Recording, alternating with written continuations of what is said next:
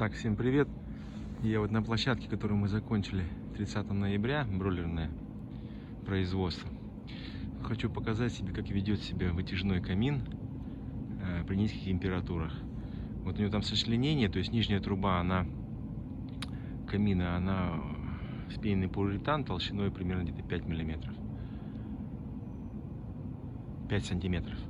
А верхний, то есть диффузор, он просто пластик. Вот на этом соединении видите, что происходит. То есть все это обросло льдом. Там 4 болтовых соединения держит диффузор, плюс такая резинка одета. И все это дело вот так вот залипло, обросло льдом. Ну, там дальний то же самое. То есть такая ситуация на всех абсолютно каминах происходит. Ну, просто как информация, да, то есть понять, что будет у вас происходить, то есть к чему вы должны быть готовы, как заказчики, может быть, или как птицеводы, что это будет.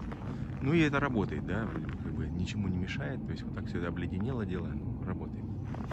Вот сами, значит, ветрозащита, тоже на них сосулечки висят, все нормально. Но вот в корпусе зашли, то есть сам клапан промерзает внизу, прям лед, сам клапан промерзает, промерз. Температуры были низкие, то есть ниже 30-32 градуса. Клапан промерз, но как бы такого обмерзания клапана сейчас про эксплуатации не слышу. То есть как бы открывается, закрывается, не обмерзает. За счет того, что ветрозащита есть, то есть не так значительно это дело задувает, да, поэтому клапан работает.